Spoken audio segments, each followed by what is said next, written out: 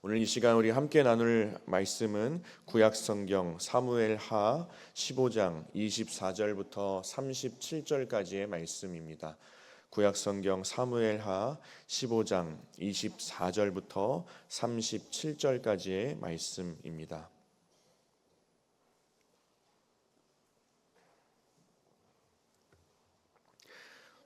우리 24절부터 37절까지의 말씀 저와 여러분 한 절씩 교독하고 마지막 37절 합독하도록 하겠습니다. 제가 먼저 읽겠습니다. 보라, 사독과 그와 함께한 모든 레위 사람도 하나님의 언약궤를 메어다가 하나님의 궤를 내려놓고 아비아달도 올라와서 모든 백성이 성에서 나오기를 기다리도다. 사독에게 이르되 보라, 하나님의 궤를 성읍으로 도로 메어가라. 만일 내가 여호와 앞에서 은혜를 입으면 도로 나를 인도하사 내게 그 궤와 그 계신 데를 보이시리라. 그러나 그가 이와 같이 말씀하시기를 내가 너를 기뻐하지 아니한다 하시면 종이 여기 있사오니 선히 여기시는 대로 내게 행하시옵소서 하리라. 왕이 또 제사장 내가 선견자가 아니냐. 너는 너희의 두 아들 곧 내 아들 아히마아스 아비아달의 아들 요나단을 데리고 평안히 성읍으로 돌아가라. 너희에게서 내게 알리는 소식이 올 때까지 내가 광야 나루터에서 기다리리라 하니라. 사독과 아비아달이 하나님의 궤를 예루살렘으로 도로 메어다 놓고 거기 머물러 있으리라. 다윗이 감람산 길로 올라갈 때에 그의 머리를 그가 가리고 맨발로 울며 가고 그와 함께 가는 모든 백성들도 각각 자기의 머리를 가리고 울며 올라가니라. 어떤 사람이 다윗에게 알려 압살롬과 함께 모반한 자들 가운데 아히도벨이 있나이다 하니 다윗이 이르되 여호와여 원하옵건대 아히도벨의 모략을 어리석게 하옵소서 하니라. 다윗이 하나님을 경배하는 마루턱에 이를 때에 아렉 사람 후세가 옷을 찢고 흙을 머리에 덮어쓰고 다윗을 맞으러 온지라. 그에게 이르되 내가 만일 나와 함께 나아가면 내게 누를 끼치리라. 그러나 내가 만일 성읍으로 돌아가서 압살롬에게 말하기를 왕이여 내가 왕의 종이니이다. 전에는 내가 왕의 아버지의 종이었더니 이제는 내가 왕의 종이니이다 하면 내가 나를 위하여 아히도벨의 모략을 패하게 하리라. 사독과 아비아달 두 제사장이 너와 함께 거기 있지 아니하니 내가 왕의 궁중에서 무엇을 듣든지 사독과 아비아달 두 제사장에게 알리라. 그들의 두 아들 곧 사독의 아히마아스와 아비아달의 요나단이 그들과 함께 거기 있나니 너희가 듣는 모든 것을 그들 편에 내게 소식을 알릴지니라 하는지라. 함께 읽겠습니다. 다윗의 친구 후세가 곧 성읍으로 들어가고 압살롬도 예루살렘으로 들어갔더라. 아멘. 오늘 이 시간 선히 여기시는 대로라는 설교의 제목으로 함께 말씀을 나누고자 합니다. 오늘 우리가 읽은 말씀은 다윗의 아들 압살롬의 반역으로 인하여서 이 다윗이 계속해서 어려움 가운데 놓여 있는 상황이 오늘 우리가 읽은 본문의 말씀입니다. 이 압살롬이 이스라엘 백성들의 민심을 교란하고 아버지 다윗의 왕위를 빼앗기 위하여서 반역의 깃발을 들어 올렸습니다. 이스라엘 역사상 가장 위대한 왕이라고 평가받았던 이 다윗 왕이 이제는 참 처참한 신세가 되어서 도망자 신세가 되고 예루살렘에서 빠져나오게 되는 장면이 바로 오늘 우리가 읽은 본문의 내용입니다. 우리가 살다 보면 참 우리의 삶에도 이러한 일들이 나타나기도 합니다. 우리의 삶이 처참하게 무너지는 일들이 우리의 삶에서도 있습니다. 누구에게나 크고 작은 어려움이 또 닥쳐오는 때가 분명히 있습니다. 나의 상황과 또 나의 환경과 또 내가 겪고 있는 문제와 또 어려움으로 인하여서 너무나도 고통스럽고 다시 한번 무언가를 시작하기에도 참 힘이 나지 않는 그런 쉽지 않을 때가 분명히 있습니다. 그러나 그때마다 우리가 어떻게 신앙과 믿음 안에서 다시 한번 일어날 수 있을까? 오늘 말씀 고통 가운데 있었던 다윗이 어떤 하나님을 향한 믿음과 또 확신과 신뢰와 또 믿음의 고백과 신앙의 자세로 나아갔는지 또 어떻게 견뎌냈는지 오늘 말씀을 통해서 함께 나누기를 원합니다. 오늘 우리가 읽은 말씀 24절부터 29절까지의 말씀을 보면 예루살렘을 빠져나온 다윗이 하나님의 궤, 법궤를 다시 예루살렘으로 돌려보낼 것을 이야기하는 장면이 나오게 됩니다. 다윗이 이제 도망자 신세가 되어서 예루살렘에서 빠져나올 때, 비록 빠져나오는 신세가 되었지만 다윗을 따랐던 그 제사장들, 여러 제사장들이 법궤를 가지고 나오게 됩니다. 하나님께서 선택하신 백성이라는 그 의미를 상징하는, 그리고 하나님께서 선택하신 국가라는 그 어떠한 정통성을 보여줄 수 있는 그 하나님의 궤, 법궤를 다윗을 뒤따르던 제사장들이 가지고 나오게 됩니다.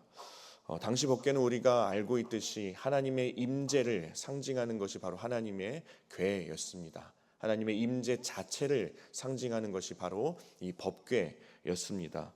이스라엘 백성들에게 있어서는 이 법궤가 있는 곳에는 하나님의 임재가 있다. 이 법궤가 있는 곳에는 하나님께서 함께 하신다라는 그런 의미가 담겨 있던 것이 바로 이스라엘 백성들 가운데 있었던 법궤였습니다. 여러분, 그러니 사실 다윗이 도망자의 신세가 되어서 예루살렘에서 나오는 이때에 법궤를, 자신을 뒤따르던 제사장들이 법궤를 가지고 나온 것에 대해서 다윗은 어떻게 반응하는 것이 일반적이고 상식적이냐, 좋아하고 제사장들에게 고마워하고 너무나도 기뻐하는 것이 사실은 자연스러운 반응입니다. 그런데 오늘 우리가 말씀을 통해 알 수 있듯이 그 법궤를 다시 예루살렘으로 돌려다 놓을 것을 이야기하고 있습니다. 여러분, 여기서 참 압살롬과 다윗의 큰 그 신앙의 태도 차이를 우리가 발견하게 됩니다. 압살롬은 자신의 정권을 위해서 하나님의 이름을 이용합니다. 자신의 이익을 위해서 하나님을 사용합니다. 그러나 다윗은 자신의 정권을 위해서, 자신의 이익을 위해서 하나님을 이용하지 않습니다. 법궤를 자신의 도피의 이용 도구로 사용하지 않으려 합니다. 사무엘상 4장 말씀에 보면 사실 이스라엘 가운데 이미 한 차례 굉장히 수치스러운 일이 있었습니다. 치욕스러운 경험이 있었습니다. 이스라엘이 전쟁 가운데 패하게 되자 이스라엘 장로들이 모여서 이 전쟁에서 패한 것을 어떻게 다시 상황을 뒤집을 수 있을까 같이 생각하고 궁리해낸 것이 실로에 있던 하나님의 궤, 이 법궤를 가지고 오자. 이 법궤가 우리 가운데 놓이게 되면 우리가 전쟁에서 승리하리라 라는 생각을 가지고 실로에 있던 하나님의 궤, 이 법궤를 자신들 가운데 가져오게 됩니다. 그러나 더 큰 패배를 경험하게 되는 아주 치욕스럽고 수치스러운 일들을 이미 이스라엘 백성들은 사무엘상 4장에서 한 차례 경험하게 됩니다. 그들은 자신들의 이익과 수단으로 하나님의 이름을 이용하려 했던 것입니다. 여러분, 하나님의 임재를 상징하는 법궤이지만 자신들의 이익을 위해서 그 법궤를 사용하려 하는 그 순간 법궤는 법궤가 아니요 그저 궤짝에 불과한 것으로 전락하게 됩니다.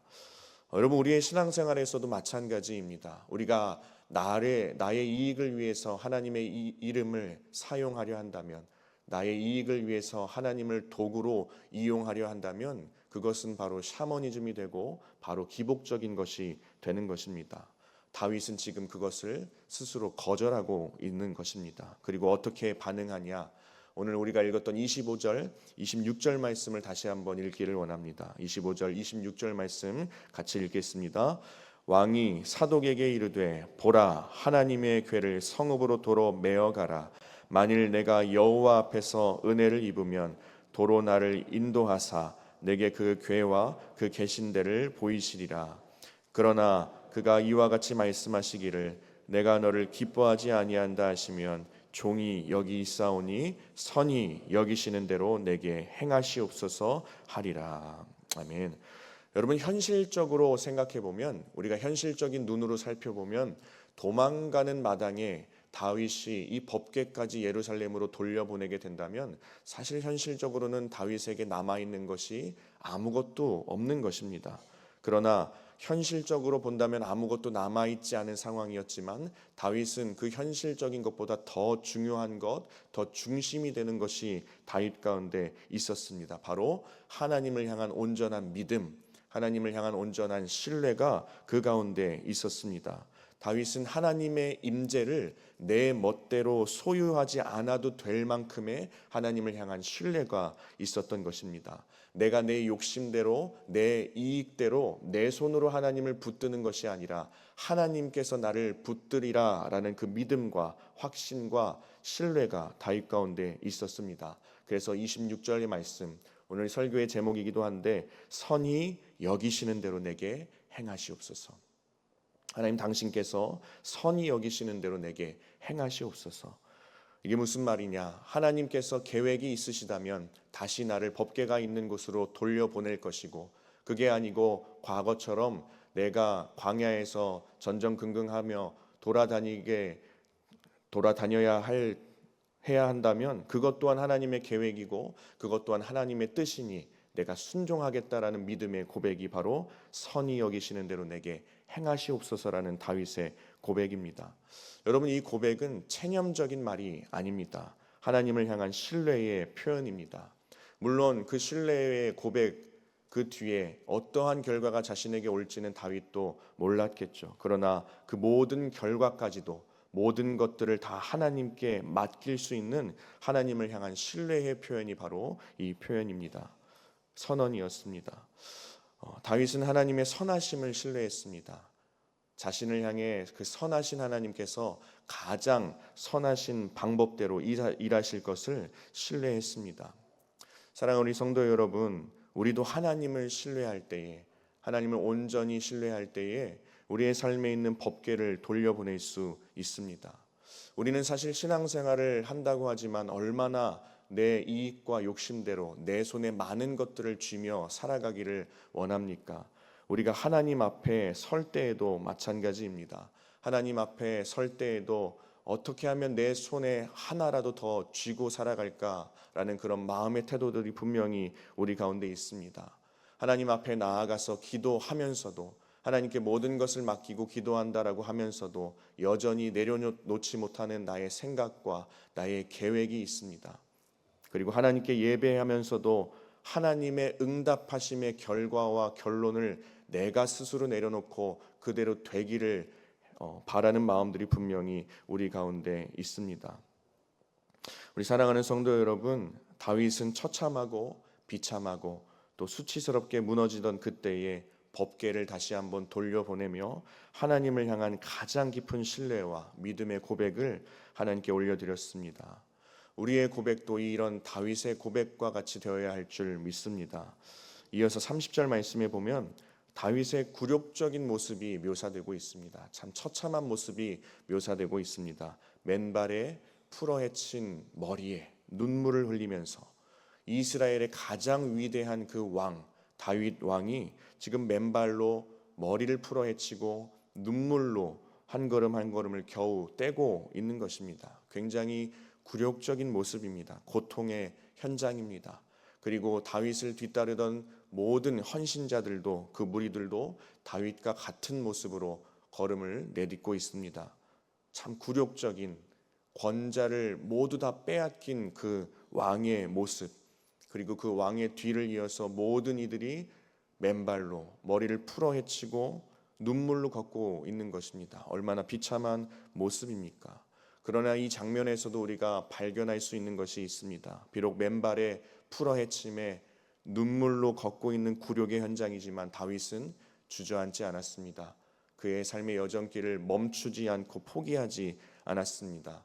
그의 눈에서는 눈물이 계속해서 났지만 계속 걸어갑니다. 한 걸음 한 걸음 하나님을 향해서 계속 주저앉지 않고 발걸음을 내딛습니다. 이 장면을 보면서 이 걸음이 바로 하나님을 신뢰하는 그리스도인들의 걸음이지 않을까라고 생각해 보게 되었습니다. 우리 사랑하는 성도 여러분, 우리가 신앙생활을 하다 보면 사실 신앙생활 자체가 우리의 삶의 고통을 다 없애주지는 않습니다. 우리가 믿음으로 살아간다 하지만 우리의 삶에 눈물이 다 사라지는 것은 아닙니다. 오늘 말씀에서도 위대한 왕, 하나님을 누구보다 기뻐했고 하나님도 누구보다 사랑했던 그 다윗, 이 다윗 왕이 오늘 말씀에서 굴욕적인 눈물을 흘리고 있습니다. 그러나 다윗은 하나님을 신뢰하는 마음으로 하나님을 향해 계속해서 눈에서는 눈물을 흘리지만 계속해서 발걸음을 한 걸음 한 걸음씩 옮겼습니다. 여러분, 하나님을 향한 신뢰란, 하나님을 향한 믿음이란 고통 속에서도 방향을 잃지 않고 계속해서 걸음을 이어나가는 것입니다. 오늘 이 자리에도 삶의 크고 작은 문제와 어려움과 눈물이 있는 분들이 분명 있을 것입니다. 고통과 눈물 가운데 이 새벽의 자리로 발걸음을 옮겨 나오신 분들이 분명히 계실 것입니다. 우리 사랑하는 성도 여러분, 그 걸음 자체가 이미 다윗의 감난산 길의 걸음인 줄 믿습니다. 계속해서 하나님을 신뢰함으로 걸을 수 있는 저와 여러분 될 수 있기를 간절히 소망합니다. 우리 하나님께서는 우리가 어떠한 상황과 환경 가운데 처해 있을지라도 언제나 함께 하시는 우리 하나님이신 줄 믿습니다. 우리가 잘 알고 있는 욥기서의 말씀을 보면 욥은 하루아침에 고난을 당하게 됩니다. 모든 것을 잃게 됩니다. 재산을 잃게 되고 자녀를 잃게 되고 건강을 잃게 됩니다. 욥의 몸은 머리부터 발끝까지 압창으로 덮이게 됩니다. 욥의 아내는 그 모습을 보고 뭐라고 이야기합니까? 하나님을 욕하고 죽어버리라고 저주합니다. 욥의 친구들은 어떻게 합니까? 위로한답시고 나와서 정죄하기 시작합니다. 여러분, 욥의 고통의 깊이를 우리가 감히 다 헤아릴 수 없을 만큼 욥은 비참했습니다. 그런데 여러분, 욥기서의 결론, 여러분은 욥기서의 결론을 무엇이라고 생각하십니까? 물론 욥기서의 끝에 가면 욥의 고통의 끝에 하나님께서 욥의 삶에 그 이전보다 더 큰 축복을 부어주시는 그 하나님의 축복이 나타납니다. 그런데 저는 욥기서의 결론이 또 다른 곳에 있을 수 있다라고 생각을 해봅니다. 욥기서 38장 말씀에 보면 1절에 그때 여호와께서 폭풍우 가운데 욥에게 말씀하여 이르시되라고 기록되어 있습니다. 욥의 고통 가운데 하나님께서 그 자리에 함께 계셨다라는 말입니다. 여러분, 하나님께서 함께 계셨다라는 것 그 자체로 욥기서의 결론을 이야기할 수 있지 않을까 생각해 보게 됩니다. 욥기서의 초반부인 9장 17절 말씀에 보면 욥이 하나님을 향한 그 좋지 않은 마음으로 하나님이 폭풍으로 나를 치신다라고 이야기합니다.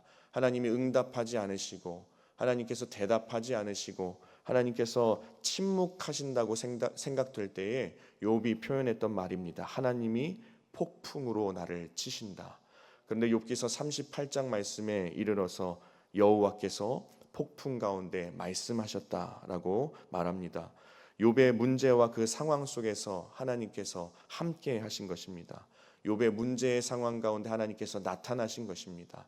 욥의 고통의 한복판에 하나님께서 들어오셨다라는 것입니다. 욥의 고통 속에 하나님께서 함께 하시고 하나님 임재하셨다라는 것입니다. 우리 사랑하는 성도 여러분, 하나님의 임재, 하나님의 함께 하심, 이 자체가 욥과 우리의 삶의 결론이 되지 않겠습니까? 욥이 고통당하고 고통을 이겨낸 욥에게 하나님께서 더 큰 축복을 부어주셨다. 이것 역시 큰 축복의 결론이 될 수 있겠지만 욥이 고통을 당했고 그러나 고난 가운데 고통 가운데 하나님께서 함께 하셨다. 위대하신 하나님, 크신 주님, 온 우주 만물을 창조하신 하나님께서 함께 하시는 것, 그 자체로 더 이상 우리에게 무엇이 필요가 있겠습니까? 우리가 또 잘 알고 있는 열왕기상 19장 말씀에 보면 위대한 선지자 엘리야의 침체와 무너짐이 나타나고 있습니다. 열왕기상 18장 말씀에서는 이 엘리야가 갈멜산에서 바알 선지자 850명과 맞서 싸우고 하나님께 기도함으로 하늘에서 불이 내려 응답받는 놀라운 일을 경험한 그 엘리야가 단 한 장 차이지만 18장에서 19장으로 옮겨갈 때에 이세벨의 협박에 광야로 도망치고 로뎀나무 아래에 쓰러지게 됩니다. 그리고 모든 것을 포기하는 심정으로 하나님께 기도합니다. 여호와여, 넉넉하오니 지금 내 생명을 거두시옵소서. 다시 말해서 다 필요 없습니다. 하나님, 나의 소명, 나의 사명 다 필요 없고 내 목숨조차도 필요 없습니다. 그냥 죽게 해주십시오라고 하는 말입니다. 그러나 하나님께서는 그를 포기하지 않으시고 천사를 보내셔서 떡과 물로 먹이시고, 그럼에도 불구하고 엘리야가 더 숨어서 동굴 가운데 숨어 지낼 때에도 하나님께서는 엘리야에게 열왕기상 19장 13절 말씀에 보면 이렇게 말씀하십니다. 엘리야야, 내가 어찌하여 여기 있느냐. 여러분, 하나님께서 엘리야에게 어찌하여 여기에 있느냐라고 말씀하실 수 있었던 것은 그 침체와 무너짐의 현장 가운데 함께 계셨기 때문에 엘리야야 네가 왜 거기 있느냐라고 말씀하지 않고 여기 있느냐라고 말씀할 수 있었던 것입니다. 그리고 우리가 잘 알고 있듯이 그 후에 하나님께서는 후계자 엘리사를 세우시고 하나님의 그 역사를 계속해서 써 내려가십니다. 여러분, 오늘 말씀의 다윗은 그 하나님에 대한 신뢰와 믿음이 있었던 것입니다. 법궤를 돌려보낼 수 있는 그 믿음, 눈물로 발걸음을 계속해서 옮길 수 있었던 그 하나님을 향한 신뢰, 선히 여기시는 대로 내게 행하시옵소서. 하나님에 대한 주권적인 신뢰를 선언하며 살았던 인물이 바로 다윗이었던 것입니다. 여러분, 하나님의 섭리, 이 섭리라는 단어 라틴어로 표현하면 프로 비데레라는 단어입니다. 프로 그리고 비데레라는 단어의 합성어인데 프로 미리 또는 앞을 라는 뜻이고 비데레 보다라는 뜻입니다. 그러니 하나님께서 우리에게 섭리로 역사하신다라고 하는 것은, 하나님의 섭리라고 하는 것은 우리의 삶의 앞을 미리 내다보시며 우리 가운데 역사하시는 하나님의 일하심이라는 것입니다. 우리 사랑하는 성도 여러분, 그 섭리로 하나님께서 지금도 우리 삶에 역사하고 계시는 줄 믿습니다. 물론 하나님께서 일하신다고 하니 우리가 아무것도 하지 않아도 된다는 말은 아닙니다. 오늘 말씀에도 보면 다윗은 후세에게 예루살렘으로 가서 아히도벨의 모략을 무너뜨릴 그 도구가 되어 달라고 부탁합니다. 다윗은 자신의 책임은 다하되 그 모든 결과는 하나님께 맡겨드렸던 것입니다. 자신이 해야 할 것들에 대해서는 손을 놓지 않되 자신이 쥐고 있었던 결과에 대해서는 하나님께 다 내려놓고 모든 것들을 맡겼던 것입니다. 우리 사랑하는 성도 여러분, 이것이 하나님의 주권적 섭리 앞에 성숙한 신앙으로 살아가는 우리의 태도인 줄 믿습니다. 말씀을 정리하려 합니다. 선히 여기시는 대로 내게 행하시옵소서. 선히 여기시는 대로 내게 행하시옵소서. 여러분, 이 고백이 저와 여러분의 깊은 신앙의 고백이 될 수 있기를 간절히 소망합니다. 하나님이 선하신 분임을 알고 하나님이 나와 함께 하신다라는 것을 온전히 믿고 하나님이 그의 섭리로 일하고 계심을 신뢰하기 때문에 할 수 있는 이 고백, 그 고백으로 오늘도 한 걸음 한 걸음 나아갈 수 있기를 축복합니다. 우리의 절망이 하나님의 절망이 아닙니다. 우리의 무너짐이 하나님의 무너짐이 아닙니다. 알파와 오메가 되시는 우리 하나님, 처음과 끝이 되시는 우리 하나님, 우리의 모든 문제와 모든 상황의 처음이 되신 하나님께서 우리의 삶에서 겪고 있는 우리의 모든 문제와 또 모든 상황과 모든 아픔과 모든 것들의 끝이 되어 주십니다. 여러분, 하나님은 우리의 문제를 문제로 끝나게 두시는 분이 아닙니다. 하나님은 우리의 아픔과 슬픔과 고통을 그대로 아픔과 슬픔과 고통으로 끝나게 두시는 분이 아닙니다.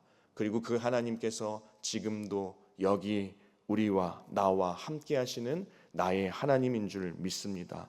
오늘 이 새벽 이 자리에 나오신 것 자체가 이미 다윗의 믿음의 고백이요 신뢰의 발걸음입니다.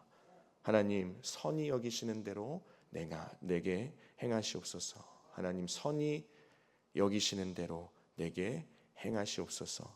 여러분, 이 고백으로 이번 한 주간도 승리하시기를 주님의 이름으로 축복합니다. 할렐루야.